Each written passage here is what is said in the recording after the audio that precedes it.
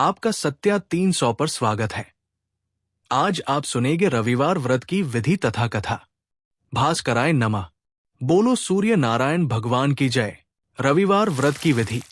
ये व्रत सभी मनोकामनाओं की पूर्ति करने वाला है, मान सम्मान में वृद्धि तथा शत्रु पर विजय प्राप्त करने वाला है। प्रातः काल स्नानादि से निवृत्त होकर स्वच्छ वस्त्र धारण करें। पवित्र स्थान को गोबर से लीपकर सूर्य देवता की पूजा करें। शांत भाव से परमात्मा का स्मरण करें।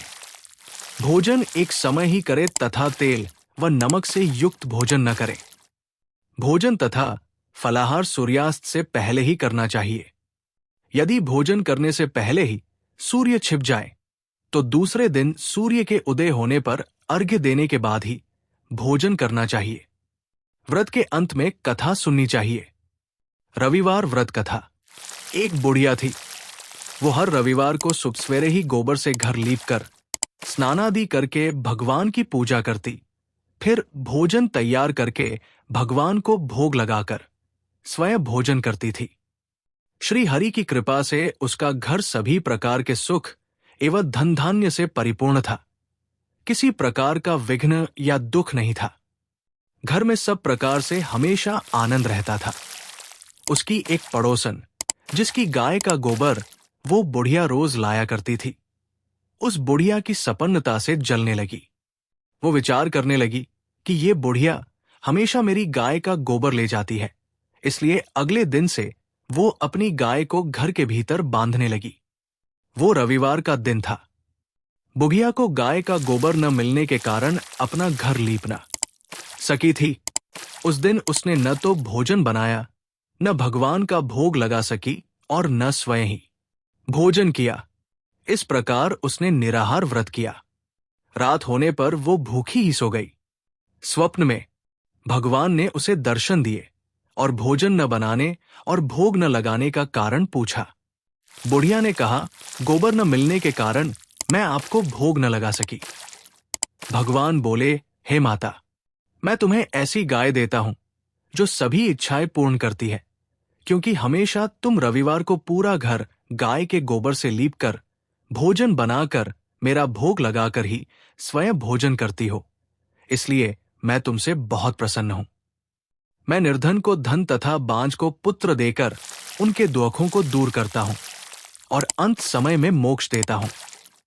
स्वप्न में ऐसा वरदान देकर भगवान अंतर्ध्यान हो गए। सुबह जब बुढ़िया की आंखें खुली तो उसने देखा कि घर के बाहर में एक सुंदर सी गाय और एक बछड़ा बंधे हुए हैं।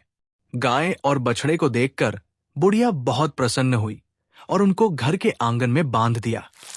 वहीं पर उनके खाने के लिए चारा भी डाल दिया। जब उसकी पड़ोसन ने बुढ़िया के घर के बाहर एक सुंदर गाय और बछड़े को बंधा देखा तो द्वेष के कारण उसका हृदय जल उठा। जब उसने देखा कि गाय ने सोने का गोबर किया है तो वो चोरी से उस गाय का गोबर उठाकर अपने घर ले आई और अपनी गाय को गोबर उसकी जगह पर रख दिया। अब वो प्रतिदिन ऐसा करने लगी। भोली भाली बुढ़िया को उसकी चालाकी का पता न चल सका। अंतर्यामी भगवान ने सोचा कि चालाक पड़ोसन के कार्य के फल स्वरूप बुढ़िया ठगी जा रही है। एक दिन भगवान ने शाम के समय अपनी माया से बहुत जोर से आंधी चलाई।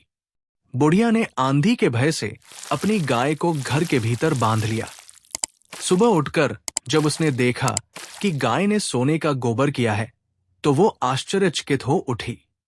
अब वो प्रतिदिन गाय को घर के अंदर ही बांधने लगी। उसकी पड़ोसन ने जब देखा कि बुढ़िया गाय को घर के अंदर ही बांधने लगी है और अब उसे सोने का गोबर उठाने का मौका भी नहीं मिलता है, तो वो ईर्ष्या और द्वेष से जल उठी। कोई और उपाय न देख पड़ोसन ने उस देश के राजा की सभा में जाकर कहा, महाराज, मेरे पड़ोस में एक बुढ़िया रहती है। उसके पास एक ऐसी गाय है जो प्रतिदिन सोने का गोबर करती है। आप वो सोना पाकर प्रजा का पालन कुशलता पूर्वक कर सकते हैं। वो बुढ़िया इतने सोने का क्या करेगी? उसकी बात सुनकर राजा ने अपने दूतों को बुढ़िया के घर से उस गाय को लाने का आदेश दिया। बुढ़िया सुबह भगवान का भोग लगाकर भोजन ग्रहण करने ही जा रही थी कि राजा के कर्मचारी उस गाय को खोल कर ले जाने लगे। बुढ़िया बहुत रोई चिल्लाई, परंतु राजा के कर्मचारियों ने उसकी एक न सुनी। उस दिन बुढ़िया गाय के वियोग में भोजन न कर सकी। वो रात भर रोती रही और भगवान से गाय को पुनः प्राप्त करने के लिए प्रार्थना करती रही। राजा गाय को देखकर बहुत खुश हुआ, परंतु अगले दिन प्रातःकाल जैसे ही वो उठा, सारा महल गोबर से भरा दिखाई देने लगा। राजा ये देखकर घबरा उठा। भगवान ने रात्रि में राजा को सपने में कहा, हे राजा, गाय उस बुढ़िया को लौटा दे, इसी में तेरा भला है। उसके रविवार के व्रत से प्रसन्न होकर मैंने ये गाय उसे दी है। सुबह होते ही राजा ने बुढ़िया को अपने राजमहल में बुलाकर बहुत सा धन दिया तथा सम्मानपूर्वक गाय और बछड़ा दोनों उसके हवाले कर अपने इस कार्य के लिए उससे क्षमा याचना की। इसके बाद राजा ने उसकी पड़ोसन को बुलाकर उसे दंड दिया। ऐसा करते ही राजा के महल से सारी गंदगी दूर हो गई। उसी दिन से राजा ने नगरवासियों को आदेश दिया कि राज्य की समृद्धि तथा अपनी सभी मनोकामनाओं की पूर्ति के लिए रविवार का व्रत करें।